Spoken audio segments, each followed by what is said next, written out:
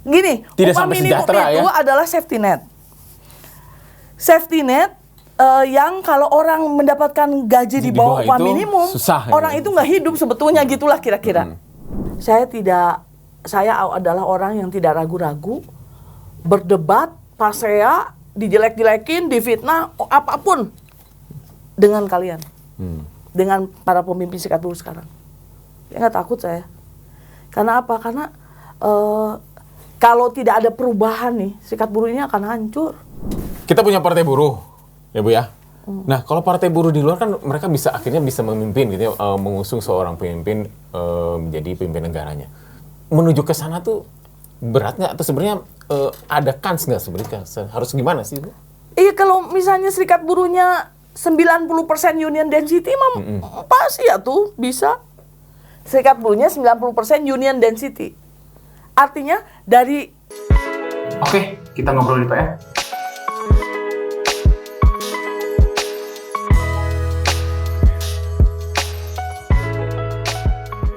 Assalamualaikum Sobat PR, apa kabar?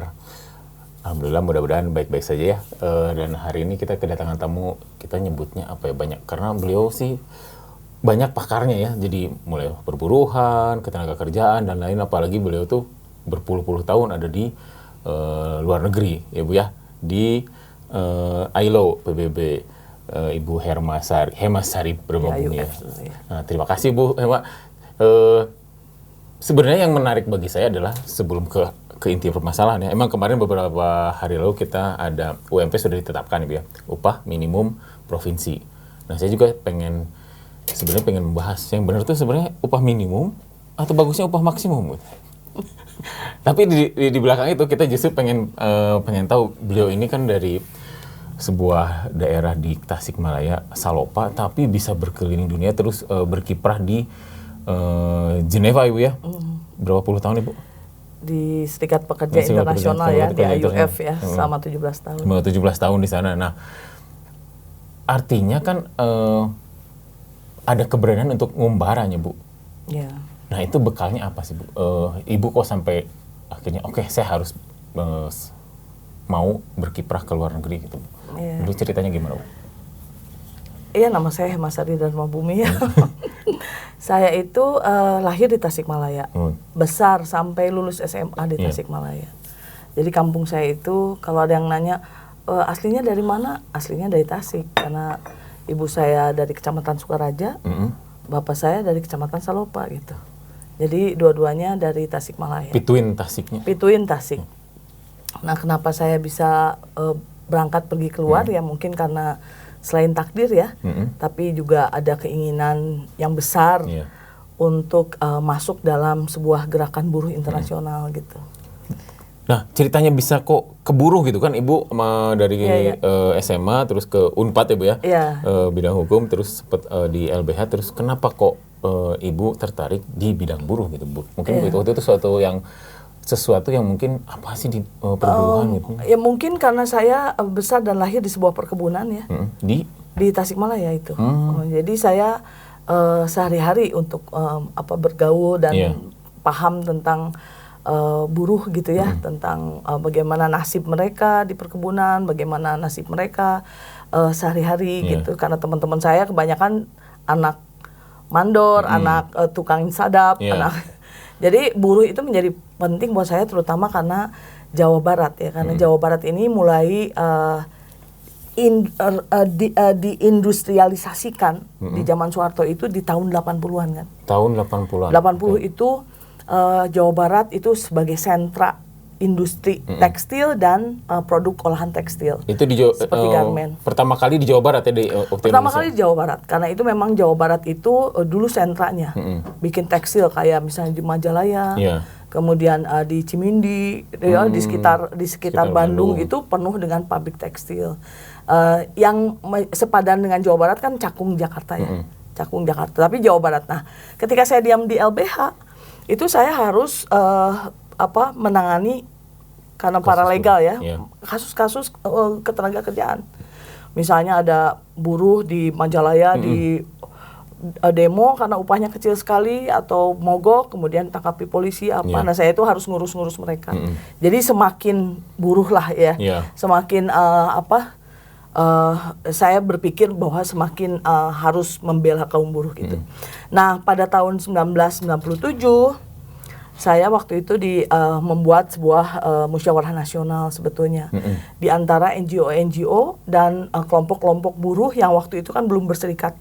Dulu kan nggak boleh bikin serikat di luar SPSI zaman Soeharto itu. Rapat aja di Majalaya kalau 5 orang lebih digerebek sama Babinsa gitu ya, dikejar-kejar, kita tadi di sawah gitu, pokoknya rame ya. Zaman itu waktu itu romantismenya asik gitu ya, asik karena ya kita tidak boleh berserikat, kita tidak boleh mengeluarkan pendapat apapun. Kalau saya ngebantu teman-teman untuk mogok, saya ditangkap terus dibawa ke Jalan Jawa itu ya, ke Bakwas-Ranas dulu, ada Bakwas-Ranasda gitu. Interogasi, ditakut-takutin gitu. Tapi itu kan masa lalu ya. Nah, tahun 97 saya bilang sama teman-teman di sebuah musyawarah nasional bahwa ini akan berhenti nih. Situasi kayak begini. Kita akan menuju ke zaman di mana Soeharto akan turun gitu. Itu 97 ya, belum 98 ya. Belum. Itu 97 itu. Saya masih ingat, dan di Bandung soalnya. Itu diundanglah berbagai kelompok buruh. Dan saya bilang kelompok buruh harus berkumpul nih. Ketika kebebasan itu diumumkan, kalian harus menjadi serikat buruh tandingan SPSI gitu ya, dari faksi yang independen kan gitu. Sementara NGO perburuhan kayak saya di LBH Bandung, teman-teman ada waktu itu ada Sispikum, ada kelompok-kelompok lain lah. Kita harus mereposisikan diri. Kalau buruh kita, teman-teman dampingan kita bisa berorganisasi, kita jadi apa? Di dalam gerakan buruh ini, karena nggak mungkin jadi yang sekarang terus gitu. Karena nanti kan boleh bebas berserikat. Nah waktu itu tidak tercapai tercapai sebuah persetujuan lah. Sehingga kemudian saya berpikir mungkin ada persoalan-persoalan yang lebih besar daripada apa yang kita pikirkan gitu ya di serikat buruh di Indonesia ini. Dan oleh karena itu saya harus bekerja di Serikat Pekerja Internasional untuk supaya bisa mengajari kepada buruh itu sebetulnya serikat buruh itu apa dan bagaimana cara membangunnya gitu, kira-kira gitu. Lalu akhirnya bisa. Ya, karena dulu kan perspektifnya LSM, hari LSM karunya jeung karunya gitu kan, bikin proposal untuk mengorganisir buruh gitu-gitu kan. Buruhnya tidak pernah diajari iuran, buruhnya tidak pernah diajari berorganisasi seperti yang seharusnya mereka berorganisasi. Akhirnya saya melamar di sebuah serikat pekerja internasional yang kebetulan memang kantor Asia Pasifiknya di Sydney, Australia, dan kantor internasionalnya di Geneva, Switzerland. Kemudian menjadi officer saya di situ. Gitu. Melamar 17 tahun saya bekerja di situ.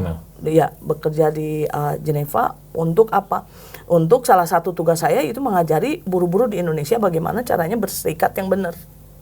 Nah, berserikat yang benar itu kan seperti apa contohnya? Dan apakah sekarang sudah berserikat dengan benar, Bu? Kan kalau nggak salah kemarin ada beberapa penelitian dari Bapak Bang bahwa dari sekian banyak serikat buruh di Jawa Barat aja, itu hanya 2,7% kalau nggak salah yang terverifikasi di Snaker ya, Bu? Buat saya serikat yang orang yang sudah pernah 17 tahun ya mengurusi buruh dengan keanggotaan jutaan orang ya di 125 negara ya. 125 negara, oke. Jadi tempat kerja saya dulu itu adalah serikat buruh yang berdiri tahun 1889. Jadi usianya lebih dari 100 tahun. Tidak mati karena perang-perang dunia. Kan kalau PBB mah mati. Dulu kan ada Liga Bangsa-Bangsa. Liga Bangsa-Bangsa itu mati karena perang dunia kan. Ini serikat buruh nggak pernah mati. Jadi serikat buruh ini ada terus. Punya banyak anggota jutaan orang di seluruh dunia dan banyak negara gitu. Jadi saya bekerja di situ. Jadi kalau ditanya apakah saya orang yang kompeten untuk bicara tentang serikat buruh dan gerakan buruh, ya. Menurut pendapat saya adalah orang yang kompeten. Asal orang mau dengar. Kebanyakan orang nggak mau dengar. Karena kadang biasanya nggak mau dengar itu karena rada perihnya, walaupun itu sebenarnya hal yang betul gitu ya. Nah kalau menurut saya serikat buruh Indonesia sekarang ini ada sedikit kegagalan untuk melintasi simpang jalan. Gimana tuh? Jadi pada saat Orde Baru berakhir, zaman reformasi, buat serikat buruh itu sebetulnya adalah di persimpangan jalan. Karena itu saya bikin film ya, judulnya Di Persimpangan Jalan, At the Crossroad. Dia di persimpangan jalan, dia mau belok kanan, belok kiri, lempeng, mundur gitu ya. Dia di persimpangan jalan. Dan ketika dia di persimpangan jalan, ya, saya berpendapat bahwa sikat-sikat buruh kita itu tidak semuanya, tapi sebagian tuh gagal mengambil jalan yang betul gitu. Gagal mengambil jalan yang betul. Gagal mengambil jalan yang benar. Nah, jalan yang salah itu apa yang diambil gitu ya? Dan jalan yang betul apa tuh? Harusnya seperti apa? Jalan yang salah dan benar itu bisa pragmatis ya, sifatnya hari-hari gitu. Si pemimpin serikatnya salah mengambil jalan gitu ya. Ada juga ideologis, yang sangat ideologis, yang sangat prinsipil gitu ya. Nah, tetapi itu baru bisa kita cek pada saat ini ketika 2,7% union density di Jawa Barat. Itu adalah buktinya. Bukti kegagalan berarti? Bukti kegagalan mengambil jalan. Contoh, misalnya semua serikat pengen anggotanya sejahtera. Yeah. Tidak adalah serikat seperti apapun yang pengen anggota saya mah lebih baik tidak sejahtera, miskin dan lain sebagainya, nggak ada ya. Semuanya pengen sejahtera. Cuman jalan yang diambilnya itu kan bersimpangan. Yeah. Sejahtera dengan cara mendompleng tugas pemerintah untuk menetapkan upah minimum, atau sejahtera mengambil jalan untuk menegosiasikan upah sendiri ke perusahaan. Di perusahaan. Oh. Itu kan crossroad kan? Yeah. Nah, karena yang ini itu panjang dan berliku-liku, banyak yang ambil jalan ini. Jalan pintas ke karena itu kan tinggal memobilisasi setiap akhir tahun, demo-demo depan gedung sate kan. Seperti gitu. Tiap tahun dan terus berulang gitu ya, Bu? Terus berulang, terus gitu, ngegejek-gejek pemerintah. Pokoknya pemerintah itu seolah-olah menjadi zolim kalau tidak tunduk sama permintaan mereka gitu, tentang kenaikan upah itu. Dan semua kepala daerah juga ditakut-takutin gitu kan. Ditakut-takutin zolim, apalagi kepala daerahnya butuh suara untuk naik lagi gitu segala macam, terus diadopsi. Lalai kan. Lalai untuk beberapa hal. Misalnya salah satunya itu adalah lalai mengamati bagaimana upah minimum ini yang masuk. Ini kan urusan upah yang masuk ke domain publik. Upah minimum itu. Pada dasarnya kan upah di banyak negara itu kan domain privat. Jadi langsung ke si perusahaannya. Itu kan ada di pasar, Pak. Jadi gini, upah tuh kayak di pasar tenaga kerja tuh kayak kita mau beli baju di pasar gitu. Ya kan? Itu kan antara pembeli dan penjual. Mau harganya kemahalan, mau harganya kemurahan, ya itu kan kesepakatan. Itu kan domain privat. Nah, tiba-tiba ada operasi pasar gitu. Dari luar menetapkan pokoknya baju ini harus 20.000. Kata si pembeli teh, nggak mau naon baju nukia 20.000. Ya pokoknya mah harus, lamun tuh kamu di penjara. Gitu kira-kira. Kata si penjual misalnya. Kata si produsen gitu. Nggak, si orang yang datang itu pemerintah. Oh. Ya kan ada operasi pasar gitu bahwa segitu. Iya sebenarnya laki-lakinya paling rendah 20.000 ya. Padahal si penjual teh udah nggak modal, sudah lebih dari itu. Enggak, si pembeli yang mau beli tenaga kerja. Nggak mau saya beli 20.000. Orang modalnya ya saya nggak ada kok gitu, mau beli itu. Ya, oh sih. Tapi kata pemerintah harus, kalau nggak kamu di penjara. Paham nggak konteksnya? Paham. Orang dipaksa untuk menyetujui. Ini kan tenaga kerja itu di pasar tenaga ada pasarnya, hanya nggak kelihatan. Ada pasarnya. Pasar tenaga kerja itu, makanya ada survei upah, ada apa? Upah itu disurvei gitu, disurvei untuk apa? Kenapa ada survei upah, wage survey ya? Wage survey itu untuk menetapkan kalau orang berunding kira-kira harga wajarnya berapa gitu. Jadi dan itu menunjukkan bahwa betapa privatnya sebetulnya urusan upah itu. Nah, tapi karena pemerintah itu harus ada pelindungannya, maka dia melindungi batas-batas tertentu yang paling bawah supaya orang tidak tenggelam dalam perbudakan gitu. Iya. Kalian bebaslah ya nawar baju sabaraha teu nanaon, tetapi jangan di bawah 300 perak gitu. Karena kalau di bawah 300 perak nu menjual iya karunya teuing gitu kan, udah habis-habisan nggak akan hidup dia. Tapi berapa di atas 300-nya sok negosiasi aja kan gitu sebetulnya. Mesti upah namanya. Itu mestinya. Jadi itu harus safety net. Nah, ukuran safety net ini sekarang di Jawa Barat tidak berlaku untuk beberapa kabupaten kota. Karena apa? Safety netnya ketinggian. Menurut pengusaha ya. Menurut pengusaha dan menurut taraf golongan di pegawai negeri. Pegawai negeri aja nggak sampai segitu. Upah terendah nanti. Akhirnya pada kabur si pengusaha tanya rata-rata. Akhirnya pada kabur karena ini udah kan penjual pembeli juga gitu. Iya. Kan yang mau beli pokoknya nggak boleh ya. Ini 20.000, teu menang kurang ti eta. Lamun kurang kamu di penjara. Begitu ya. Kata si interfere ini. Si pembelinya ya udah kalau begitu saya nggak akan beli di sini, pindah pasar aja. Pindah di tempat lain aja. Di tempat lain aja pasarnya yang lebih murah gitu. Dan itu kejadian di Jawa Barat ya? Dan itu terjadi di Jawa Barat. Sehingga kemudian capital flight gitu. Pada pindah. Pindah ke Jawa Tengah ke apa. Tinggal berapa sekarang? Banyak ya pindahannya? Banyak sekali. Banyak sekali. Bogor misalnya 34 pabrik yang masih kita bisa selamatkan di tahun 2019. Sekarang tinggal 1. Jadi 33-nya sudah tutup. Tutup atau ada yang tutup, ada yang pindah nggak, Bu? Ada yang pindah, tapi sedikitnya mayoritas tutup. Oh. Kan mungkin ada pembelaan itu karena dampak pandemi gitu ya, Bu? Iya, tapi Jawa Tengah naik pada saat pandemi. Kenapa Jawa Tengah bisa naik pada saat pandemi? Kenapa Jawa Barat yang nyungsep? Dari itu baru di Kabupaten Bogor ya, dari 34 itu tinggal 1. Yang sebetulnya penyangga untuk garmen ya, ini padat karya. Kenapa saya sangat padat karya? Saya udah bilang 55% manusia di Jawa Barat ini tidak lulus SMP. 55%.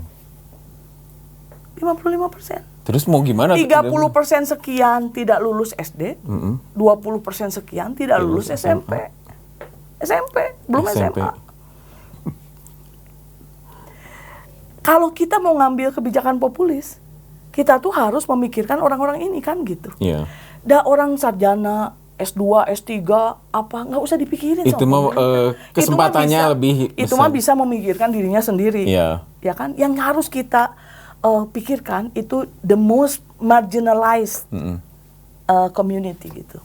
Yang tadi ya, yang lulusan SD, lulusan SMP. Nggak lulus SD, nggak lulus SMP, bahkan nggak pernah mengenyam bangku sekolah. Itu banyaknya 55%. Kalau tidak percaya, lihat BPS. Di Jawa Barat pada hari ini. Kalau kita memberantas dengan kebijakan-kebijakan pemerintah, terutama upah minimum ya, industri-industri yang bisa menyangga hidup mereka, itu kan kita zolim berarti terhadap nasib mereka dong. Mereka mau juru kerja apa? Kalau tempat kerjanya udah nggak ada. Oh enggak, nanti kita ganti sama usaha-usaha yang gajinya gede tapi capital intensif gitu. Padat modal gitu kan. Nggak mungkin ya kalau di Jawa Barat. Masuk atuh piraku. Anak orang yang nggak punya ijazah SD bisa masuk ke tempat itu. Iya, padat modal kan berarti startnya beda lagi ya levelnya. Iya.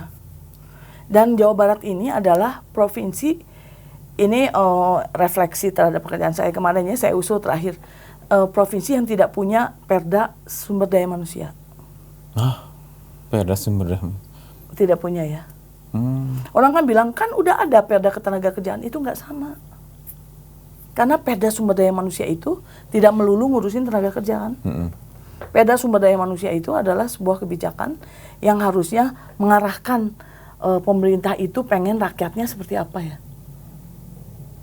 Menjelang banyaknya FTA ya, Free Trade Agreement ya. Kan ada ASEAN mau Free Trade Agreement, jangan-jangan nanti orang Laos betulin listrik di gedung-gedung di Kota Bandung gitu kan, karena mereka punya sertifikat, certified gitu. Sementara warga Jawa Barat nggak bisa ngapa-ngapain karena mereka tidak certified. Lulus SD aja tidak certified lah, minimal tidak certified. Nah, kebijakan Jawa Barat itu mau kemana kalau ini didengar oleh Pak Deddy ya, sebagai gubernur terpilih insya Allah ya. Kita harus mulai berpikir, ini Jawa Barat mau dibawa kemana? Mau dibawa kemana dengan situasi seperti ini? Kita itu udah punya kebijakan, ini kemarin naiknya 6,5% ya. Ini sangat berat. Bagi industri juga berat. Kenapa? Karena daya beli masyarakat kita kan lagi sangat rendah. Artinya banyak barang dan jasa yang tidak laku di pasaran. Sekarang ketika mereka menghadapi ketidaklakuan itu, produk dan jasanya, tiba-tiba mereka harus menaikkan gaji pekerjanya 6,5%. Kalau enggak, dihukum. Kalau enggak, ya ada sanksinya gitu ya, bukan yang dihukum lagi. Ada sanksinya. Sanksinya itu pidana. Bukan hanya sanksi keperdataan ya, administrasi kayak misalnya di warning oleh apa, tidak. Sanksi terhadap pelanggaran upah minimum itu adalah sanksi pidana, sanksi denda dan badan. Kan jadi di penjara maksudnya. Akhirnya pengusaha juga dia mikir-mikir lagi jadi ya. Jadi mikir-mikir, daripada saya karena kasihan sama buruh saya meneruskan usaha ini, tapi kemudian melanggar upah minimum, terus saya di penjara, atau sanwe, mending tutup lebih baik. Bayar pesangon aja udah. Nah, bayar pesangonku bagi buruh ya berhenti juga jadinya kan nggak dapat kerjaan. Iya. Kalau buruhnya masih muda, baru kerja setahun, 2 tahun, 3 tahun, di bawah 5 tahun lah ya, dapat pesangon, dia masih punya kesempatan kerja di tempat lain ya. Karena usianya masih 26 tahun gitu. Tapi kalau udah 50, 40 tahun, ketika dia di PHK dari sebuah pabrik, dia mau pergi cari kerja kemana? Tingkat pengangguran kita ini kan rata-rata 1,7 sampai 2 juta orang yang masuk angkatan kerja. Artinya satu orang atau ada satu posisi lowongan itu harus bersaing dengan ribuan orang kan. Jadi ya kalau yang udah 50 tahun mah kalau nggak jago-jago banget relasi mah ya pasti kalah lah sama orang-orang fresh graduate gitu ya. Ya kayak kita mah ya harus baik-baik ya. Betul. Karena susah cari kerja. Gitu. Ya jadi gitu ya, kembali lagi ya. Jadi di persimpangan jalan ini kalau menurut saya, apakah ini salah serikat? Tidak. Tidak sepenuhnya salah serikat. Ini juga salah Orde Baru. Orde Baru. Ada 2 untuk membangun rezim upah murah sehingga mengundang investor padat karya itu dari Korea.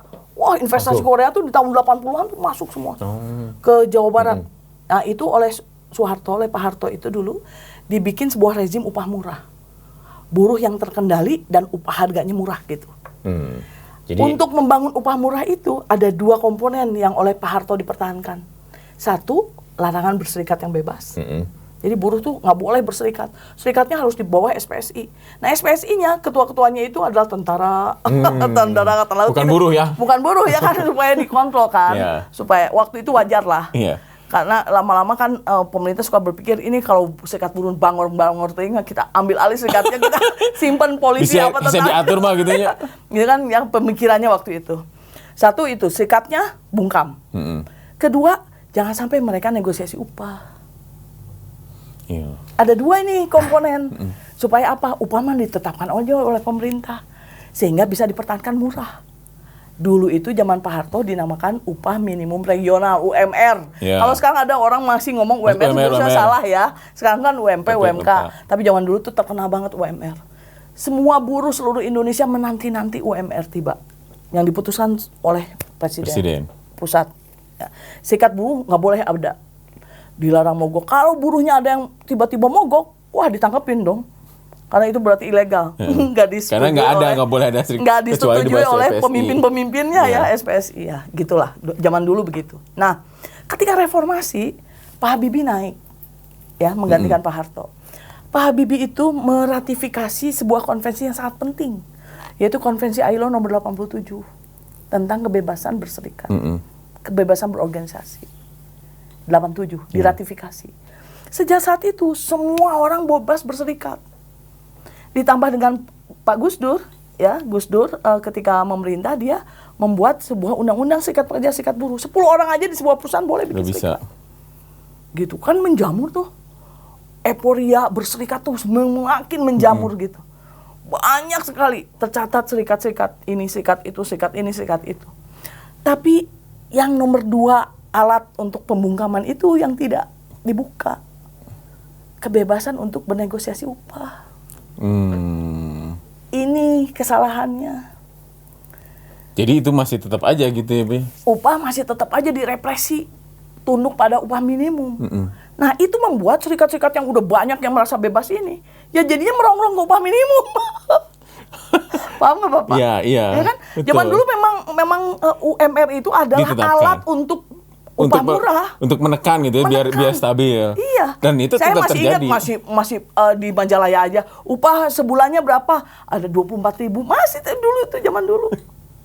Karena memang cara untuk melemahkan atau membuat rejim ini sebagai upah murah gitu ya. Upah murah itu nggak boleh negosiasi upah si serikat buruhnya, ditentukan oleh UMR. Nah, ketika buruhnya udah bebas berserikat, ininya masih tetap hanya berbeda nama aja ya. Beda nama, menunggu UMP. Nyatu jadi si buruh nantinya. Gitu ya terus aja ngerongrong upah minimum. Dengan kapasitas mereka yang udah bebas berserikat ya. Tapi masih terbatas di situnya, nggak bisa bernegosiasi. Maksud saya tuh kalau Anda mau mempertahankan adanya upah minimum itu, maka Anda harus bisa mengontrol serikat buruh juga. Karena tidak seperti itu gitu. Kalau serikat buruhnya bebas berserikat, ada satu senjata yang harus diberikan pada mereka. Yaitu mereka harus bebas menegosiasikan upah di setiap perusahaan menggunakan kekuatan serikatnya. Dengan sekarang ini kan senjata makan tuan buat serikat juga. Jadi si serikat ini sekarang karena agendanya lebih banyak demo-demo minta upah minimum naik, dia lupa untuk memperkuat basis-basisnya. Untuk menegosiasi langsung di perusahaan sebenarnya harusnya kesana, karena di perusahaannya nggak ada negosiasi upah. Nah, waktu 2019 untuk upah minimum 2020 itu, gubernur kan mengeluarkan surat edaran. Surat edaran gubernur pada saat itu, upah minimum kabupaten kota akan dihapuskan, diganti dengan kebebasan serikatnya untuk negosiasi upah di perusahaan-perusahaan. Kalau saya aktivis serikat pada saat itu, itulah kemenangan luar biasa buat saya. Karena itu artinya this is a time gitu ya. Saya bebas berserikat dan saya bisa menegosiasikan upah di perusahaan-perusahaan saya. Masalahnya serikatnya udah keburu lemah. Buat mereka juga nggak kebayang menegosiasi upah di perusahaan itu. Gimana caranya? Dah anggota orang seetik. Jadi akhirnya si serikat buruh tidak mewakili jumlah buruh yang banyak ya, Bu? Oh iya, tidak mewakili. Buat saya, kalau saya ya jadi masih tetap pengurus serikat, saya akan sambut kebijakan itu dengan gegap gempita. Karena itulah akan menjadi turning point lah buat saya ya. Untuk apa? Untuk setiap buruh yang tidak berserikat di perusahaannya upahnya pasti rendah. Setiap buruh yang berserikat upahnya pasti jauh lebih tinggi. Dengan demikian si buruh-buruh itu di setiap perusahaan itu pengen berserikat. Kalau sekarang buat apa berserikat? Anda berserikat atau tidak berserikat tetap aja dapatnya upah minimum. Upah minimum kan dapatnya kan, sehingga tidak ada bagus-bagusnya gitu menjadi anggota serikat kan, ngapain? Nah, pernah ada cerita success story nggak, Bu? Saya pernah. Jadi saya itu ketika saya jadi aktivis Serikat Pekerja Internasional, saya adalah orang yang sangat konsisten untuk menolak upah minimum kabupaten kota. Apalagi upah minimum sektoral kabupaten kota ditetapkan oleh pemerintah. Saya menolak. Saya bukan menolak upah sektoralnya ya, tapi ditetapkan pemerintahnya saya menolak dong. Ngapain pemerintah netep-netepin upah itu? Ya. Jadi pada saat saya menolak buruh masuk dalam agenda menetapkan upah minimum, saya bikin uji coba tuh. Ada anggota saya, Nestle Lampung. Nescafe, bikin Nescafe Nestle Lampung itu produksinya di Serikat Pekerja, di situ ada anggota saya. Saya bilang sama ininya, bagaimana kalau teman-teman adalah perusahaan pertama yang memaksa untuk punya upah hasil negosiasi di perusahaan. Karena waktu itu UMP Lampung itu tahun 2008 ya, itu masih sekitar 870.000 lah gitu. Upahnya itu sebulan ya, upah minimum provinsi itu. UMP berarti. UMP gitu. Dan saya merasa kalau misalnya orang-orang yang kerja di toko-toko dapat upah segitu mungkin wajar ya. Tapi anggota saya itu kan kerjanya di salah satu pabrik makanan minuman terbesar di dunia. Kok upahnya jadi ikut-ikut sama upah-upah rendah begitu kan? Jadi apa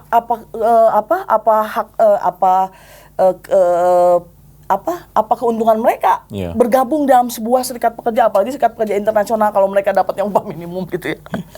Sementara di daerah lain yang misalnya Nestle punya di Filipina, di mana nilainya beda ya dengan nilai Malaysia aja 6 kali lipat lebih besar dari upah mereka sekarang di Lampung pada saat itu. Ya kan? Sama-sama operator. Letak juga nggak jauh lah Lampung sama Malaysia gitu. Tapi gajinya beda 6 kali. Karena di Malaysia dinegosiasikan gajinya. Gitu. Akhirnya berjuanglah kita selama 8 tahun. Oh, lama juga, Bu ya? Lama, karena apa? Saking nggak maunya perusahaan dan pemerintah itu melihat buruh itu negosiasi upah di pabrik. Lama perjuangan itu. Wah, udah sampai ke ILO gugat. Gugat ini sampai Nestlenya mau kita mau kita serang lah secara internasional. Baru kemudian akhirnya dapat boleh negosiasi upah. Dan kemudian upah yang mereka dapat, upah minimumnya di Nestle Lampung pada saat itu 4 kali lebih besar daripada upah minimum provinsi Lampung.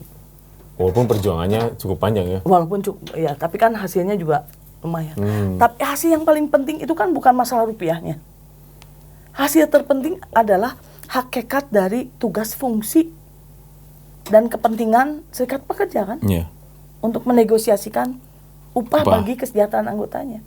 Karena berdasarkan undang-undang, tugas pemerintah itu hanya memastikan setiap orang itu bisa bekerja dan mendapatkan pendapatan yang layak bagi kemanusiaannya. Itu kan tugas konstitusionalnya pemerintah. Nah, tugas serikat di dalam undang-undang serikat pekerja serikat buruh, tugas serikat yang paling penting adalah mensejahterakan anggotanya. Jadi tugas kesejahteraan itu ada di serikat. Pemerintah itu menjaga supaya tidak ada pengangguran dan orang dapat pendapatan yang layak bagi kemanusiaan. Kalau pengen sejahtera, si serikat yang harusnya bertugas gitu. Sekarang terbalik ya jadinya. Bukan terbalik, tapi sekarang tugas di serikat ditembelkan ke pemerintah gitu. Nih pemerintah tolong sejahterakan kami kan gitu. Kami pengen sejahtera. Jadi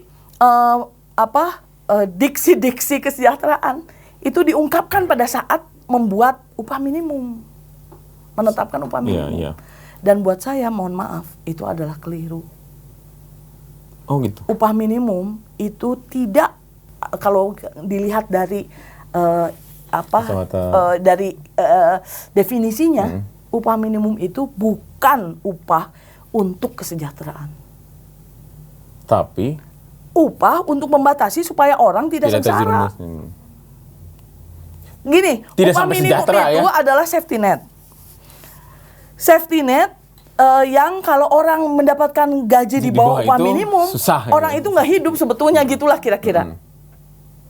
Jadi itu sampai sekarang ini belum sampai pada tadi ya, sejahteranya nggak. Upah minimum tidak boleh pakai indikasi kesejahteraan. Upah minimum itu harus indikasinya kebutuhan hidup minimal. Jadi di dalam upah minimum si serikat buruh rame-rame, ini harus untuk sekolah, untuk wisata, untuk ini apa, itu nggak bisa gitu loh.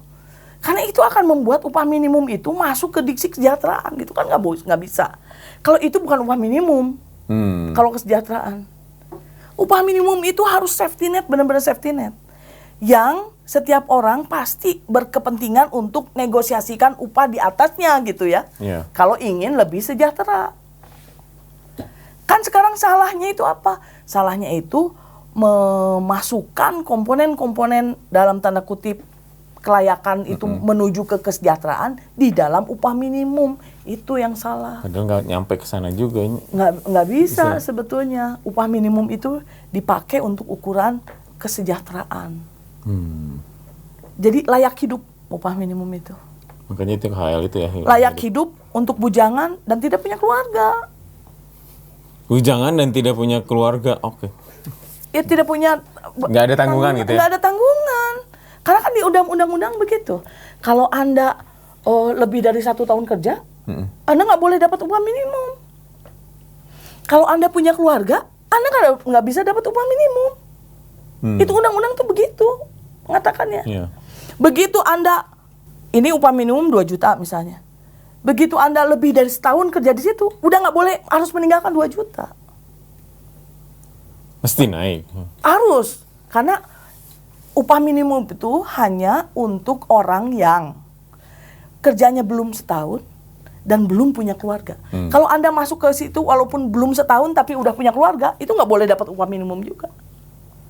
Nah, itu kemudian jadi kacau pemahaman itu. Karena orang mulai beramai-ramai memasukkan komponen layak itu ke kesejahteraan di dalam upah minimum. Sehingga buat pengusaha udah jadi berat kan, udah jadi besar. Dan oleh karena itu udah nggak mau lagi negosiasi apapun si pengusahanya. Nggak mau saya. Karena jadi tinggi akhirnya. Udah jadi tinggi. Nah sekarang itu kecenderungannya upah minimum itu sudah menjadi upah maksimum. Orang kerja 27 tahun juga teman saya tuh di pabrik di Ujung Berung itu dapatnya UMK. Tetep segitunya, udah topnya segitu. Udah topnya segitu karena mungkin ketinggian. Itu membuat si perusahaan itu sudah tidak mau lagi negosiasi struktur dan skala upah. Kan struktur dan skala upah harus ada dong. Masa antara supervisor dengan rank and file sama. Gajinya kan nggak mungkin. Iya. Masa antara 0 tahun sama yang 20 tahun sama gajinya kan nggak mungkin. Masa yang bujangan sama anaknya 3 sama gajinya kan nggak mungkin. Itu adalah di dalam struktur dan skala upah dan itu harus dinegosiasikan. Dengan upah minimum yang ketinggian itu sudah tidak ada lagi negosiasi. Dan lihat ya kalau menurut saya akan ada satu masa serikat buruh ini hancur dengan pola-pola yang sekarang. Karena pola ini, pola yang lingkaran setan begini ya. Jadi kita berjuang untuk menetapkan upah minimum yang tinggi, ya perusahaannya kolaps, ya pada tutup, pengangguran, bolak-balik aja kayak gitu ya. Ini itu pada at the end of the day, ini akan menghancurkan serikat buruh dan gerakan buruh. Itulah kenapa saya sebagai aktivis ya. Saya kan puluhan tahun sebagai aktivis serikat buruh gitu, merasa sangat keberatan dengan cara-cara seperti ini. Buruh itu harus mulai berani mengambil belati dari tangan pemerintah dan menggunakannya sendiri. Karena tadi tanggung jawab si serikat buruh ada mensejahterakan tadi ya, bukan dilemparin ke pemerintah kan gitu. Ya. Belatinya dipegang-pegang sama pemerintah, ngapain? Ambil belatinya dan pergunakan untuk kehidupannya sendiri gitu. Nah untuk ke sana, serikat buruh harus apa, Bu?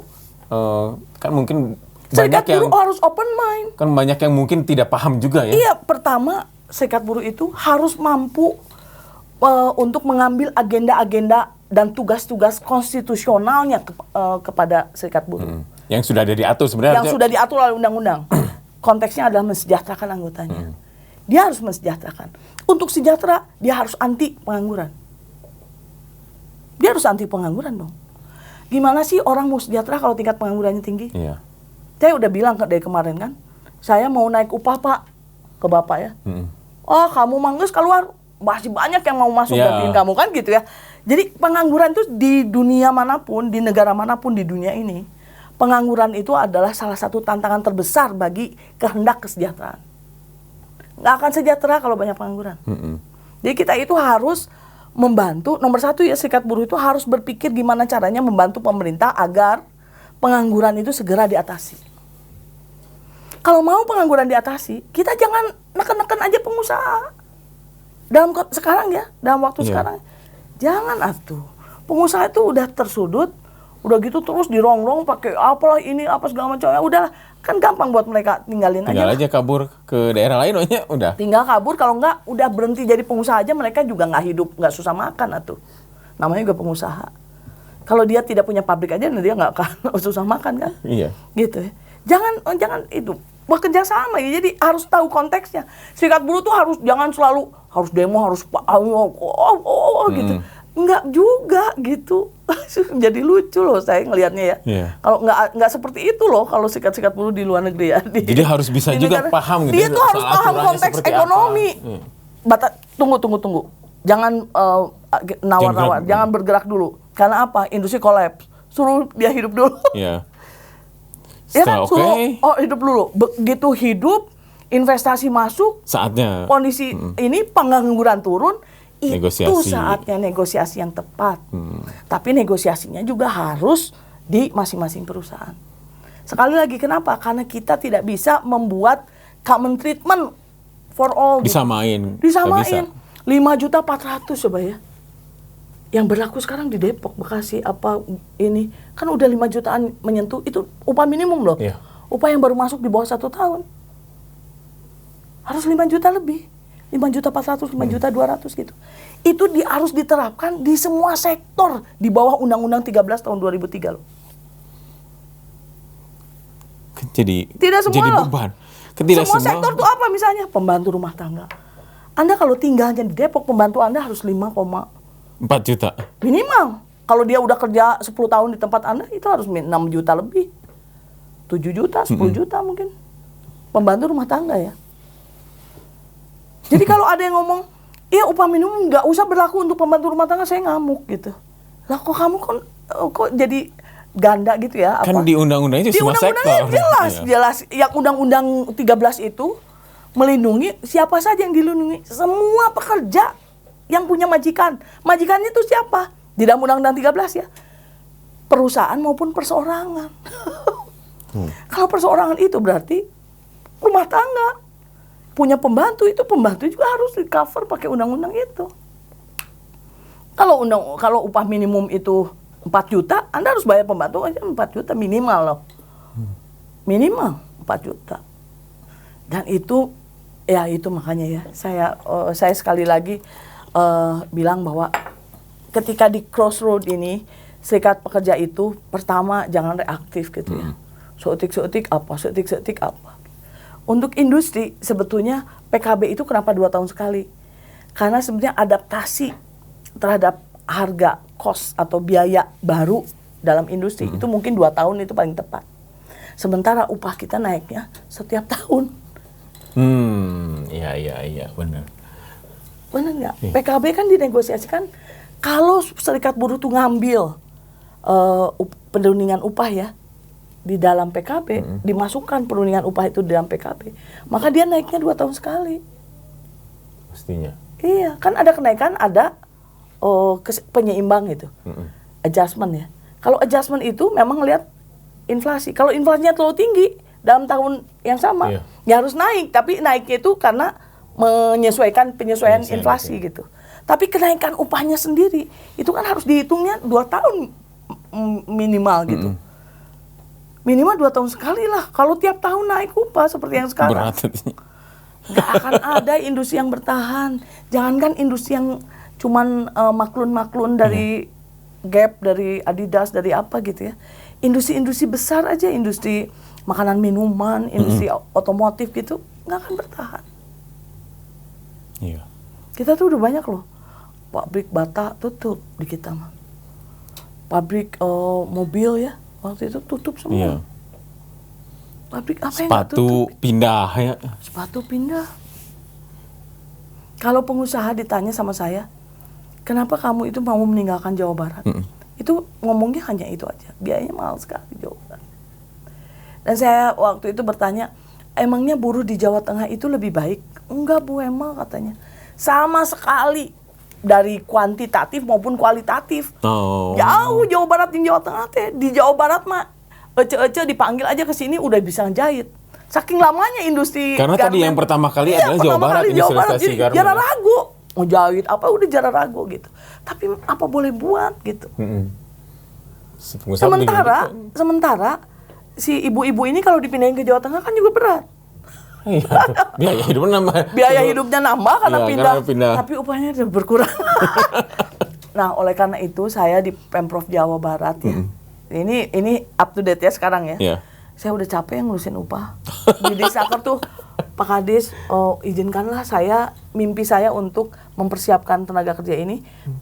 Saya bekerja untuk itu aja gitu. Jangan ngurusin upah terus kan pusing ya kepala saya gitu. Ya udah, itu penempatan.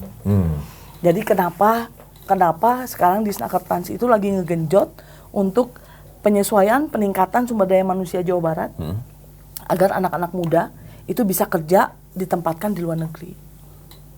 Nggak di dalam negeri aja ya? Nggak di dalam negeri. Di dalam negeri itu Jawa Barat cuma 117.000 lowongan. Sementara lulusan SMK 378.000. 117 dengan 378.000. Atau masih banyak 260.000 sekian yang tidak tertampung di lowongan kerja tahunan ya. Ini tahunan 2023 ya. Tentu saja setiap tahun kan lowongan kerja beda-beda ya.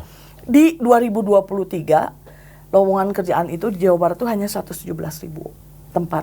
Di Jawa Barat ya. Di Indonesia 300-an ribu. Jawa Barat tuh paling banyak itu. Paling banyak 30% nanya. Betul. Tapi kan yang mau masuk ke Jawa Baratnya ada orang Jakarta masuk, ada orang Sumatera Selatan, ada Sumatera Barat, Sumatera Utara. Malah masuk ini. Parebut di Jawa Barat itu karena upahnya tinggi kan gitu. Ya kan? Anak-anak kita mau kemana? Yang 370, yang sisanya 260.000 berarti kudu ngacelang ke mana? Iya, katakanlah 300.000 lah. 300.000. Masih ngacelang ke mana? Opsinya adalah mereka kerja di Jerman, di Jepang atau Korea Selatan aja lah. Kenapa, Bu? Pertama, gajinya gede. Terus peluangnya besar kalau mereka di Alfamart, Pak, gajinya belum tentu 4 juta ya. Belum tentu ya, itu ya di Alfamart, Indomart itu. Terus kalau ada barang hilang dikutil orang, dia harus ganti. Ada kekurangan kas, mereka ganti.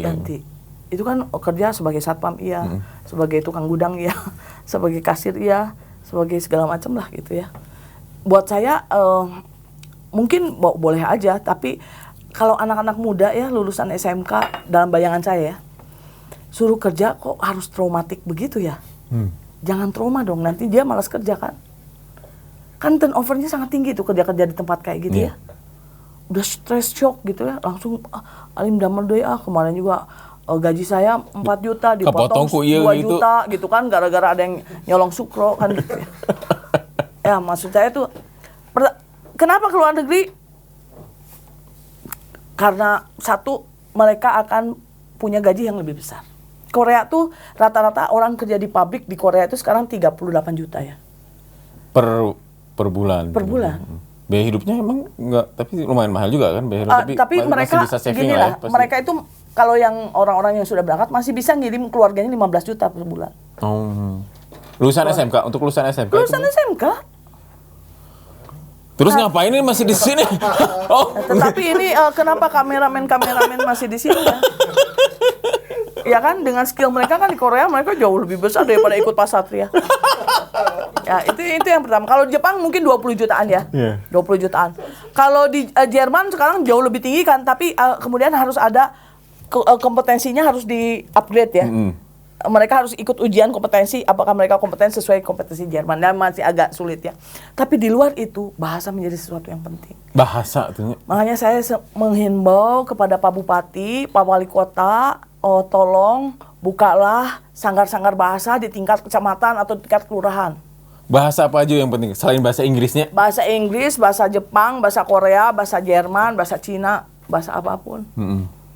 Ya bahasa Inggris penting, sangat dasar karena apa? Pelowongan Eropa juga sangat besar.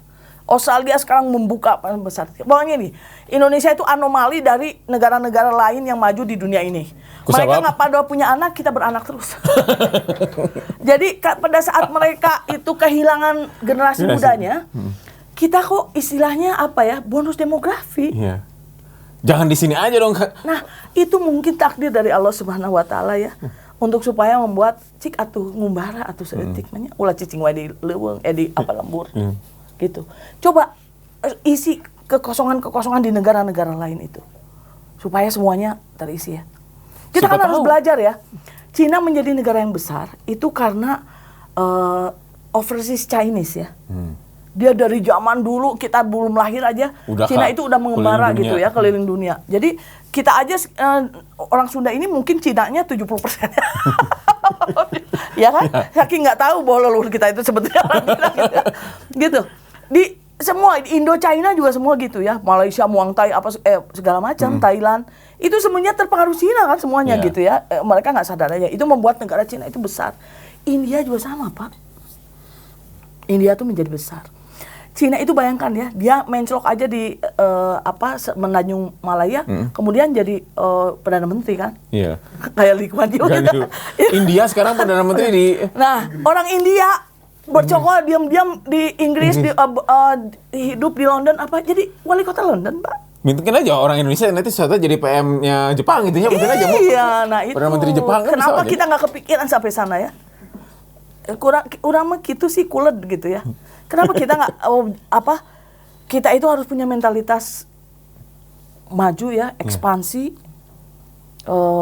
menguasai sesuatu.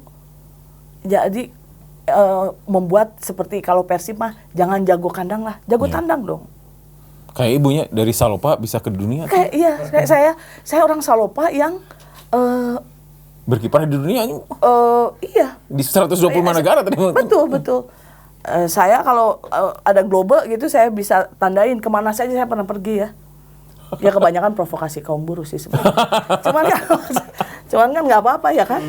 Paspornya pinuhnya Bu. Pernah ke Afrika Selatan, kerja di situ, ke Ethiopia, ya Eropa pastilah ya karena ini ke Amerika Utara, ke Kanada. Terus pernah ke kalau surfing 19 negara di Asia Pasifik kan.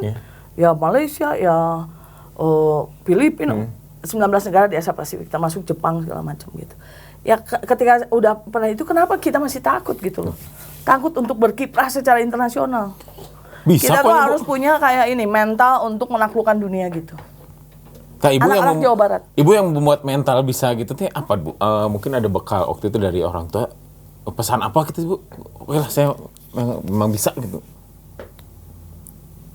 Bisa aja deh, semua juga bisa. Cuman nggak sadar aja.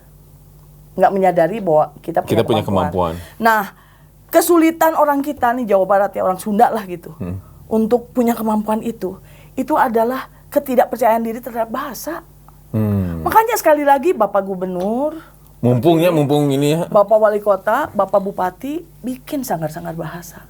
Kalau Anda punya APBD, pusatkan itu pada anak-anak muda belajar bahasa. Kita itu perlu memberangkatkan anak muda untuk apa? Investasi Jawa Barat. Karena saya yakin kalau semakin anak muda Jawa Barat itu pergi ke Jepang, ketika mereka kembali tidak seperti ketika mereka berangkat. Satu, budayanya ya, modal sudah ada, tabungan selama mereka bekerja di Jepang 3 tahun, 5 tahun gitu kan. Kedua, etos kerjanya sudah terbangun. Ketiga, teknologinya nggak usah dialih-alihin. Ya kan kalau teknologi itu datang, kita harus alih teknologi di sini. Kalau kita mengirim orang ke sana kan mereka sudah apply teknologi di situnya. Tinggal pulang, udah mengerti kan. Aja. Nah, kemudian yang keempat, akulturasi budaya juga udah ini. Bahkan kalau saya sih ke anak-anak khusus, anak-anak Salopa ya, dan Sukaraja ya, Kecamatan Salopa, Sukaraja, kalau hidup berangkat ke Jepang, ulah montong balik days ya, cicing gitu. Mending gitunya, Bu. Montong balik deh-nya, cari cing di situ. Terus kami ngapain, Bu? Ya ambil alih lah. Di sana tuh 100 juta udah rumahnya bagus. Saking nggak ada yang, kampung-kampung udah pada kosong, Pak. Iya, kalau beberapa kita banyak ada konten-konten, ada sebuah rumah yang 10 rupiah gitu ya, kalau di rupiah itu bahkan 0 rupiah asal mau ditempati gitu. Iya. Karena generasi mudanya juga pada nggak mau ini. Ngapain kalian kesini empet-empetan sama kakak, adik ipar, apa segala macam di sebuah rumah. Di Jepang aja kalian punya rumah sendiri di situ. Tapi jangan lupa sama kampung halaman. Kirim aja duit namanya kan. Kaliannya sendiri ke sana aja. Kalau mau jadi, aku mau jadi warga negara Jepang boleh? Boleh dong. Kenapa ada istilah diaspora kalau nggak boleh? Kan siapa itu Perdana Menteri Inggris nggak akan mungkin jadi Perdana Menteri kalau warga negaranya itu paspornya masih India atau hanya warga Perdana Menteri Inggris adalah orang India kan. Jadi jangan takut kehilangan kewarganegaraan sebenarnya. Jangan takut kehilangan kewarganegaraan. Toh tanah leluhur masih ada di sini, kan kapan saja bisa. Ini masih ada di sini. Masih bisa balik. Kenapa kita harus takut gitu? Kan itu kewarganegaraan itu kan adalah simbol-simbol simbol-simbol sekat-sekat yang dibikin oleh negara, institusi-institusi. Kan bukan bikin Allah ya. Kalau kata Allah, bertebaran kalian di muka bumi coba. Ya kan? Kalau bisa mah sampai kutub utara benernya di muka bumi. Bertebaran kata Allah tuh di muka bumi. Jangan kalian mondok moyang wae di dia gitu kan. Dan ungkapan-ungkapan lain adalah kualitas manusia itu. Kalau kalau mix culture itu lebih baik. Mix culture itu lebih baik. Contoh kalau saya kawin sama orang Salopa lagi, ya mungkin begitu-begitu aja anak saya. Tapi kalau saya kawin sama orang Amerika gitu, minimal kan bisa jadi pemain sinetron. Nggak pesek kayak ibunya. Gitu kira-kira begitulah. Ya makanya saya bilang sama orang Salopa ya, Jang sini, duduk kamu. Kamu ngapain? Ya cacing gue di pos rondanya. Kan saya lagi pulang ke Salopa ngeliat anak-anak di pos ronda. Anak-anak muda gitu ya. Asal lebar gitu. Asal lebarnya. Sini kamu teh. Nanaonan kamu di dia we. Iya, sama apa? Udah gawe di mana nganggur? Ngabantosan pun bapak, cenah di apa segala macam. Aduh. Saya bilang kenapa sih kamu teh nggak pergi aja ke luar negeri? Makanya elehku awewe siga saya. Saya juga punya pilihan di cicing di pos ronda itu waktu itu ya, atau saya pergi kan gitu ya, ada punya pilihan saya juga waktu itu dong, karena Salopa itu memang menyenangkan, cicing di Salopa gitunya, ngunder gitu, ngurak gitu, ya aduh nikmat gitu ya, memang sih gitu, mengasihkan. Ngusep tuh nya, tapi kan bukan pilihan, ngusep dah. Bukan pilihan itu yang saya ambil. Dan saya mah kalau ngusep, saya langsung berpikir, ari di ditunya di Kanada ngusepna. Ngusepna ikan salmon. Iya, pengen tahu kan, ari di dia mah ngusep teh kieu, ari di ditu ngusepna kumaha kan gitu ya. Sekolah di Bandung mah kieu, ada sekolah di ditu kumahanya di Amerika gitu kan. Semuanya kan harus ini. Dan orang Sunda mah harus memahami budaya Sunda itu dengan apa? Dengan merefleksikannya pada budaya orang. Merefleksikannya pada budaya orang. Saya merasa jauh lebih merasa orang Sunda pada saat saya tinggal di Amerika. Kumaha tuh, Bu? Saya merasa jauh lebih Sunda pada saat saya tinggal di luar ini. Iya. Karena nggak ada lagi kan kalau di sini ya gitu-gitu. Jadi semua budaya Jepang kalau saya amati gitu, orang Jepang teh naon, ini apa. Oh, di Sunda oge aya nu kieu gitu loh. Ya kan? Kalau di dia kan teu rasanya. Iya kan? Iya, karena ya lingkungannya sama gitu. Ketika orang Jepang melakukan ini, oh, di urang mah ieu teh istilahna hideng gitu. Oh, di tiga ayahnya sebenarnya. Di itu oge aya gitu. Apa gitu kajian tahun gitu oh, di urang mah hideng gitu judulnya kan harus refleksi untuk memahami. Oh, jadi ternyata budaya kita teh ada juga sebenarnya di mereka. Kita itu bisa mengidentifikasikan budaya kita itu ketika kita melihat kegiatan mereka, budaya mereka gitu. Jadi kita itu harus orang Sunda terutama ya harus reflektif. Kalau tidak kita refleksikan maka lepas budaya itu malah lepas. Datang Gangnam, datang drakor, gitu nggak punya identitas budaya jadinya. Nah, karena harus merefleksikannya itu maka orang-orang Sunda itu harus ngumbara. Karena dengan ngumbara maka dia akan mengalami juga apa yang namanya refleksi budaya. Baru merasakannya sebenarnya. Baru merasakan seperti apa sebetulnya menjadi orang Sunda. Iya. Ketika kita di luar baru tahunya. Baru merasakan. Makanya sekarang saya ditanya di mana-mana, orang mana? Saya orang Sunda dengan bangga ya. Sunda itu sebelah mana? Sunda itu apa? Saya bilang suku tapi nggak kayak suku-suku ini ya, bukan suku terbelakang, bukan suku di hutan-hutan gitu. Naik-naik pohon gitu rumahnya gitu. Orang Sunda ya ini. Ya itu mungkin sekilas ya. Kenapa saya dari Salopa keliling dunia gitu. Karena berbekal orang Sunda tuh memang akan bisa survive, akan bisa unggul, akan bisa apa kalau dia memang membuka dirinya untuk membara gitu. Mukhtar Kussumaatmadja itu menciptakan landasan ZEE itu ya? Iya, ZEE itu memperjuangkannya ke seluruh dunia. Karena apa? Karena dia mencar ke seluruh dunia. Coba kalau dia diam aja di Sumedang. Mungkin tidak akan jadi Mukhtar Kussumaatmadja yang kita kenal. Gitu. Iya. Orang Sunda itu kalau sudah melanglang buana mereka akan bermetamorfosa menjadi sebuah kualitas yang jauh lebih baik. Tong kuuleun tong. Jadi salah satu musuh orang Sunda harusnya sekarang adalah atau lagi anak muda kurung batokeun kita harus dimusuhin. Jangan kurung batokeun itu. Jangan kurung batokeun. Menariknya. Nah, ayo anak-anak muda belajar bahasa. Ayo ini anak-anak muda ini masih muda. Ya itu kalau SMK sekarang kan di Jawa Barat itu Pak Satria itu lebih dari 2000 SMK. Jadi 25% SMK di Indonesia adanya di Jawa Barat kira-kira gitu. 25% ya oke. SMK ada di Jawa Barat. Ada di Jawa Barat. Bayangkan. Penyumbang pengangguran oke. Ya bukan terlepas dari itu ya. Tapi maksudnya adalah kenapa kita itu, ini kan SMK kan anak-anak yang dilatih siap kerja gitu. Kenapa nggak siap kerja? Kenapa keterserapannya rendah untuk beberapa SMK? Yeah. Berapa? Makanya harus ada kebijakan yang direvisi atau diperbaiki dari keberadaan SMK. SMK itu di Jawa Barat bukan cuma SMA negeri, soalnya SMK swasta juga banyak. Dan ini mungkin yang tidak bisa diintervensi ya oleh pemerintah secara langsung ya, karena SMK swasta itu. Tapi harus ada konsep baru yaitu Center of Excellence di SMK itu. Center of Excellence itu apa? Satu, jurusan SMK harus nyambung dengan kebutuhan industri. Jurusan-jurusan yang sudah tingkat itunya harus tutup dong. Yang sudah nggak bisa ini lagi. Yang udah nggak bisa bersaing dan nggak bisa masuk. Dan udah nggak ada kebutuhannya sebenarnya. Udah nggak ada kebutuhannya, itu harus ditutup. Terus yang kedua,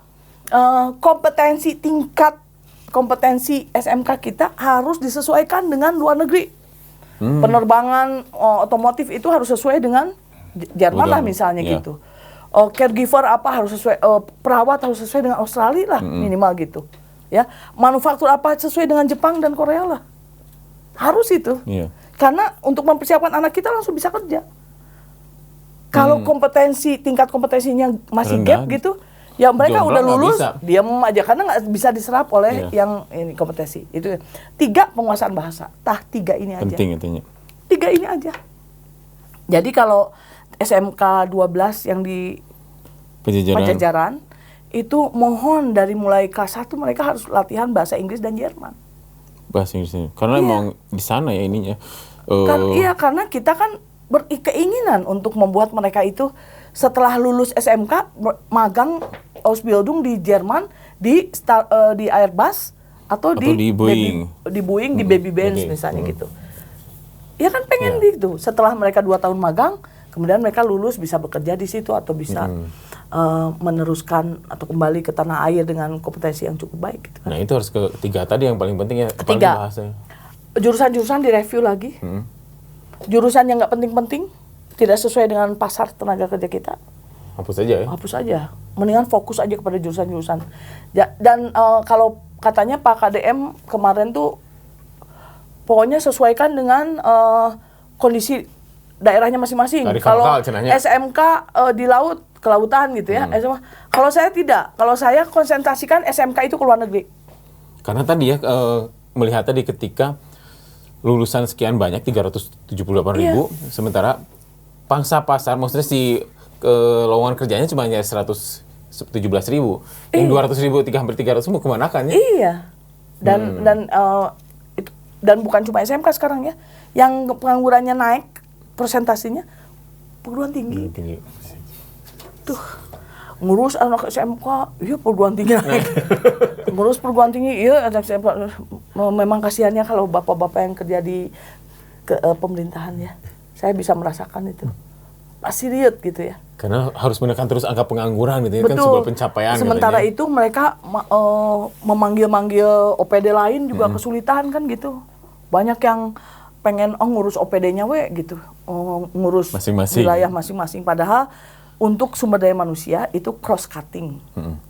Dia nggak bisa diurus oleh Disnaker.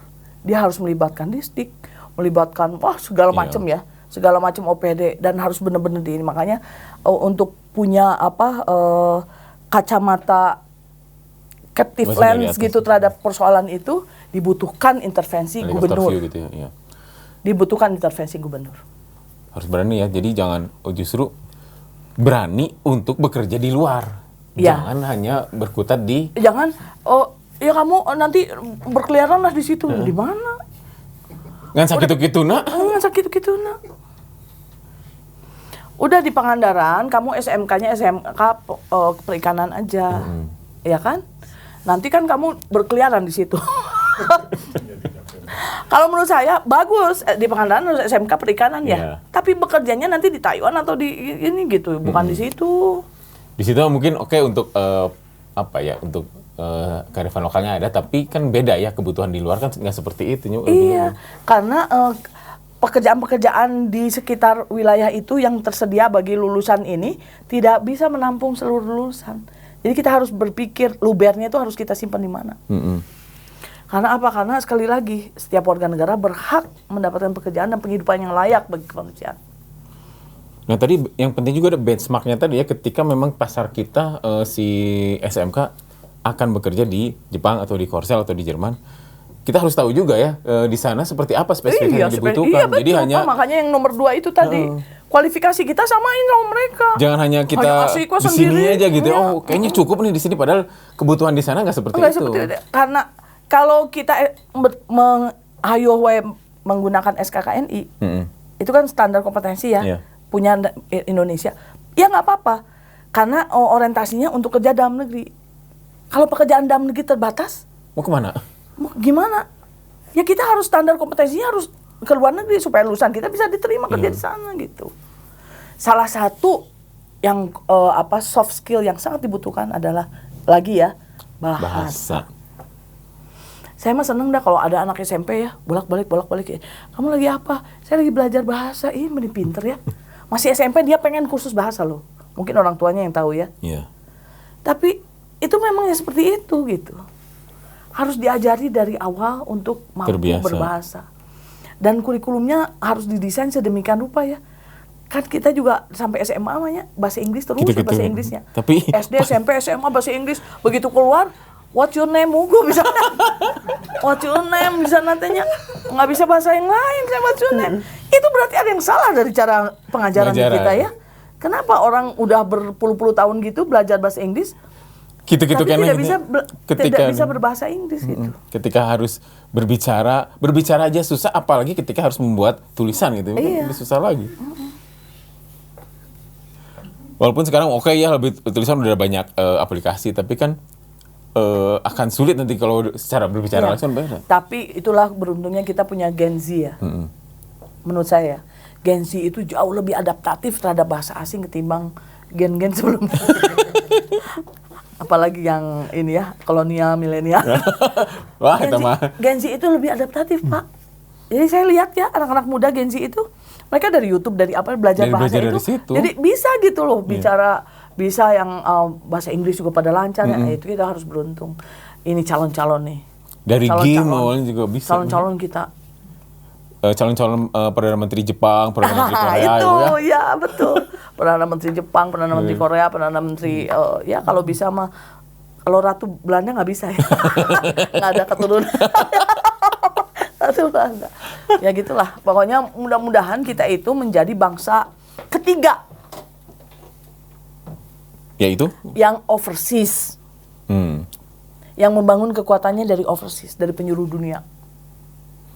Cina itu kan kalau nggak ditopang dengan semua orang-orang Cina yang menyebar di seluruh dunia itu kan lemah tuh Pak. India juga sama. India itu teknologi IT, industri IT-nya berkembang pesat karena mereka bersebar kemana-mana jadi ahli-ahli IT. Itu kan jadi teknologi IT. Nah Indonesia mudah-mudahan lah. The next ya. The next.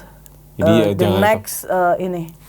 Dan saya yakin harus mulai dari orang Sunda. Kunaon? Karena kita ini adalah provinsi kita aja ada penduduk yang paling besar. 25%. Dan paling besar penganggurannya juga. Penduduk Indonesia itu penduduk Jawa Barat itu hampir 20%. Hampir 20% dari penduduk Indonesia. Jadi kalau masalah di Jawa Barat selesai, 20% masalah Indonesia itu beres ya. Iya betul sebetulnya. Ya betul. Mudah-mudahan saya mah yakin akan ada sebuah gelombang ya di mana pemimpin-pemimpin daerah kita ya di Jawa Barat itu memprakarsai sebuah pemikiran gitu ya. Ya mudah-mudahan Kang Deddy ya, Kang Deddy gubernur terpilih itu bisa mulai memprakarsai itu. Punya keberanian berpikir gitu.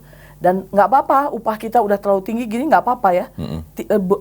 Tinggalkan untuk orang-orang yang masih tinggal sini. Tapi kan nggak mungkin kita pengangguran kita simpan di Jawa Tengah, kamu nggak mau lah. Di sini upah 5 juta, di situ 2 juta menyedaek pindah ke itu ya. Nah satu-satunya cara adalah memindahkannya ke luar negeri. Di mana upahnya jauh lebih besar daripada yang ada di Jawa Barat. Dan itu akan berdampak positif juga ketika orang-orang sudah banyak di luar negeri, kan mereka memberikan devisa juga ke sini ya. Devisanya sangat tinggi gitu. Dan sebetulnya kalau anak-anak muda SMK yang dipersiapkan untuk luar negeri dan perguruan tinggi ya, itu tuh kita menyelamatkan hampir 2.000 nyawa orang setiap tahunnya. 2.000 nyawa. Setiap tahunnya. Iya. Tanya dong kenapa? Nggak ngerti aja mah. Kenapa gitu? Karena tadi lulusan tadi kan? Bukan. Karena kalau anak-anak muda yang berangkat, ya, lulusan perguruan tinggi dan SMK berangkat ke luar negeri, maka itu akan mengurangi kemungkinan ibu-ibunya berangkat sebagai pembantu rumah tangga di negara-negara seperti Arab Saudi segala macam. Oh iya, sekarang kan lebih banyak ke sana Ibu ya. Yang pergi tuh ya akhirnya ART jadinya. Iya. Gitu loh. Sekarang kan masa emak-emak. Ini anak-anak muda nih Jawa Barat, masa kalah sama emak-emaknya? Tah. Yang berani ya ketika mereka jadi pembantu rumah tangga pergi ke Saudi coba. Yang mereka pertaruhkan itu kan bukan hanya kehidupan mereka, tapi nyawa juga. Bukan hanya meninggalkan anak dan suaminya, nyawa kan. Karena yang dipancung banyak, yang di ini banyak, yang di itu banyak, yang diperkosa, yang di ini. Yang kemudian pulang jadi gila, jadi apa. Banyak sekali. Nah ini kan persoalan buat pemerintah ya. Kenapa? Melarang mereka kerja juga nggak mungkin atuh. Kan akhirnya mereka mencari... Ibu-ibu diam ya, kamu nggak boleh berangkat, awas yang mau berangkat. Kan yang selama ini dilakukan oleh pemerintah nggak bisa. Walaupun ada moratorium, anggapnya kan mereka mencari celah, gitu, mencari jalur. Gimana ya caranya mah? Kalau perlu naik dayung. Yeah. Nggak mungkin gitu ya, nggak mungkin kita itu menutup mata dari itu. Itu hak mereka untuk mencari kerja. Karena itu kan hidup mereka gitu. Nah tetapi sekarang gimana cara melindungi mereka kan? Ya tadi sih anak-anak mudanya loh. Nah salah satu program yang harusnya sangat sistematis membuat kita tidak menjadi bangsa babu lagi, kata Kodi ya, dalam tanda kutip kan bangsa babu bangsa. Itu adalah menunjukkan pada dunia bahwa kita punya optional manpower. Yeah. Optional manpower yang punya keahlian, bisa bahasa, bisa kerja di tempat-tempat yang lebih baik daripada ibu-ibu mereka gitu. Kalau anaknya udah pergi di Jepang, ngapain ibunya diam karena di Saudi? Pulang. Ibu di bumi wanya. Karena pembantu rumah tangga itu di Malaysia 5 juta, di Saudi 5,5 juta. Kalau di sini undang-undangnya diberlakukan, kan nggak perlu ke Saudi mereka, gajinya harus sama. Di Bekasi gitu. Di Depok, Bekasi tadinya 5 juta. Udah 5 juta lebih. Kenapa mereka harus jauh-jauh ke Saudi Arabia coba? Mempertaruhkan nyawa. Mempertaruhkan nyawa seperti itu. Dan kita nggak punya opsi lagi pemerintah tuh. Coba bingung aja. Kalau udah ada telepon, ini ada yang mau dipancung, siapkan uang 16 miliar. Ini ada yang pancung, siapkan uang 200 miliar. Coba. Jadi reaktif aja ya. Nah itu kan nggak ini ya. Tapi kita bisa secara gradual membuat ini ada perubahan lah gitu. Kita tarik women's troop itu. Para tentara-tentara perempuan itu kita tarik pulang ke rumahnya. Membangun sisi lain dari di keluarga, komunitas kita di keluarga. Kita simpan anak-anak muda semuanya. Pengen tahu untuk ya. Nyebar dengan gaji yang jauh lebih tinggi loh. Yeah. Bisa 6 kali lipat daripada ibu-ibunya. Itu satu-satunya strategi ya. Kenapa kita pengen mendorong juga anak muda. Bisa lah ya kalau memang misalkan ini gubernur yang baru, termasuk para kepala daerah yang baru ya, ini kan momentum juga Cik bisa tuh solid gitu ya untuk membangun itunya. Iya, saya berharap udah masanya lah Jawa Barat ya dipikirkan dengan baik. Udah masanya pemimpin di Jawa Barat itu kalau menurut pendapat saya harus ngelihat ke bawah ketimbang ke atas terus gitu. Jadi yang selama ini ke atas terus gitu, Bu? Kalau menurut saya kan menjadi pemimpin itu banyak yang urusannya ke parpol, apa, ninggalio, karir politik, blabli gitu. Kok jarang sekali ya yang ngelihat ke bawah kan rakyatnya lagi apa gitu ya. Bisa makan apa enggak gitu ya. Bisa sekolah apa ente gitu. Lamun geus sekolah bisa gawe apa ente gitu. Nah kan yang sebetulnya harus menjadi inti dari pemikiran dan persoalan dan jerih payah dari pemimpin itu ya itu. Ada itu. Sehingga Jawa Barat bisa lebih baik lah, tidak ranking terakhir terus di urusan pengangguran gitu kan. Ranking terakhir terus di urusan kemiskinan. Gitu. Ya udah kita harus mulai kumaha caranya gitu. Berdoa aja kita ya pada suatu hari nanti orang Sunda itu bisa menguasai dunia lah gitu ya.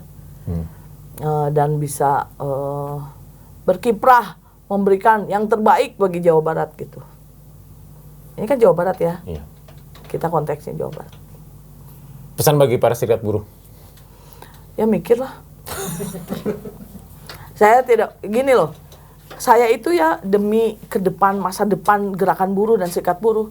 Saya adalah orang yang tidak ragu-ragu berdebat, pasea, dijelek-jelekin, difitnah, apapun dengan kalian. Dengan para pemimpin serikat buruh sekarang. Ya nggak takut saya. Karena apa? Karena kalau tidak ada perubahan nih, serikat buruh ini akan hancur. Makanya serikat buruh sekarang harus berubah. Dan saya maulah berantem sama kalian juga nggak masalah. Kalian anggap saya pengkhianat apa nggak masalah lah. Demi gerakan buruh yang lebih baik ke depannya. Ya kan sekarang banyak yang ngusir emang gila gitu. Kita punya partai buruh, ya Bu ya. Nah, kalau partai buruh di luar kan mereka akhirnya bisa memimpin gitu ya, mengusung seorang pemimpin menjadi pemimpin negaranya. Menuju ke sana tuh berat nggak? Atau sebenarnya ada kans nggak sebenarnya? Harus gimana sih Bu? Iya, kalau misalnya serikat buruhnya 90% union density pasti ya tuh bisa. Serikat buruhnya 90% union density. Artinya dari semua buruh 90% terorganisasi dalam serikat buruh. Memungkinkan nggak? Memungkinkan jadi presiden juga. Iya. Masalahnya kan 2,7. Ya kita lihat aja nanti itu partai buruh ini ada berapa suara ya ketika kemarin. 2,7% buruh berserikat.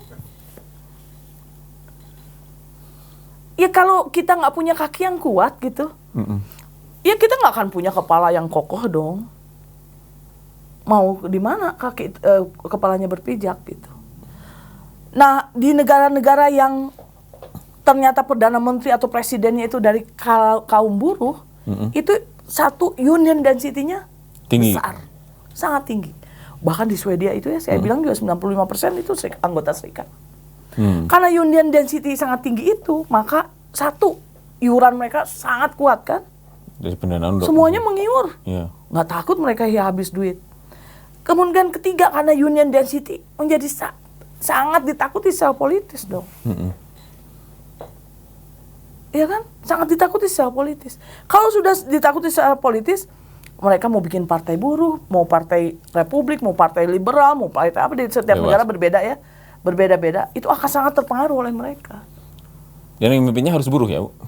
Ya bisa buruh, bisa enggak. Ya tergantung keputusan dari partainya masing-masing. Tapi semua gerakan, kayak misalnya gini, di Australia ini sekarang ada terjadi penurunan loh, union density. Karena? Ya banyak orang yang nggak mau berserikat atau keluar dari serikatnya, gitu. Nah karena penurunan ini makanya kemudian serikat buruh itu tidak terlalu berpengaruh di partai partai liberal. Jadi tidak kuat pengaruhnya. Nah itu wajar saja. Jadi kalau kita pengen pada suatu hari nanti seorang tokoh buruh itu menjadi presiden, menjadi apa, maka nomor satu sekarang itu adalah perkuat basisnya. Union density nggak boleh 2,7. Dengan 2,7% union density di Jawa Barat, kita mau jadi apa sebetulnya? Nggak ada apa-apanya mungkin Bu? Nggak ada apa-apanya lah, udah pasti. Bargaining posisinya juga? Bargaining position itu nggak ada. Ini kan adalah hasil penelitian yang ditakuti sama semua orang. Semua orang serikat buruh itu takut kalau ada pihak yang secara terang-terangan menunjukkan berapa sih kekuatan lo. 2,7. Oh no gitu kan. Aduh rendah sekali. Saya aja shock dengernya. Begitu dengar dari para peneliti, apa 2,7? Saya pikir tadinya kan masih 6, berapa atau 7, berapa. Di bawah 10% lah gitu ya. Tapi 2,7 kan bikin shock. Itu karena apa? Pada saat salah satu yang mempercepat orang pengusaha melikuidasi perusahaannya, itu karena keberadaan serikat di perusahaannya. Jadi karena pusing sama serikatnya, nggak bubarkan gitu. Ya supaya saya tidak menghadapi serikat. Kok bisa gitu situasi itu dipertahankan, kan nggak benar. Nggak benar kan. Sama pengusaha itu ada masanya kita konflik kepentingan. Tapi di luar itu kan sebetulnya kita sama-sama punya kepentingan yang sama, mempertahankan usaha itu kan. Supaya pengusahanya masih tetap bisa berusaha, buruhnya masih tetap bisa bekerja. Nah ini pengusaha tuh banyak yang, udahlah di perusahaan saya banyak serikatnya, kita tutup aja perusahaannya. Beres. Itu banyak. Nah itu yang membuat union density kita semakin rendah. Ayo serikat buruh. Ayo bisa lah, masa nggak bisa ya kan? Kalau saya kejam gitu ngomongin tentang serikat, terus orang mau berpikiran, si Emma kok sekarang kayak ke RK ada. Bukan ya, saya dari dulu juga berpikir yang sama. Berpikir bahwa gerakan serikat itu harus dibangun secara pedih gitu. Tanpa harus menunggangi pihak manapun yang ujung-ujungnya jadi senjata makan tuan buat kita. Kita menunggangi pemerintah sekarang senjata makan tuan. Suatu saat tadi ya serikat buruh kita ditunggangi pengusaha senjata makan tuan. Buruh itu harus sesuai dengan prinsip utama serikat buruh, mandiri. Dia punya kemandirian, dia punya perjuangan yang sendiri, tapi dia juga sangat mempertimbangkan nasib anggota-anggotanya, kesejahteraan maupun pekerjaannya lah. anggota serikat buruh kerja di mana? Oh baru dipecat gitu kan, nggak keluar di serikat buruhnya. Tetap adanya. Tetap aja susah. Hatur nuhun Bu Hema. Sama-sama Pak. Banyaknya obrolannya sangat menarik, dan yang tadi ya tugas pemerintah itu tiga excellent tadi yang harus menjadi PR ke depan nih biar masalah pengangguran ini cepat beres juga ya Bu ya. Iya. Hatur nuhun Bu Hema. Sama-sama Pak Satya. Maaf mengganggu istirahatnya sudah malam sampai malam. Terima kasih Sobat PR. Assalamualaikum warahmatullahi wabarakatuh. Waalaikumsalam warahmatullahi wabarakatuh. Oke, kita ngobrol di PR.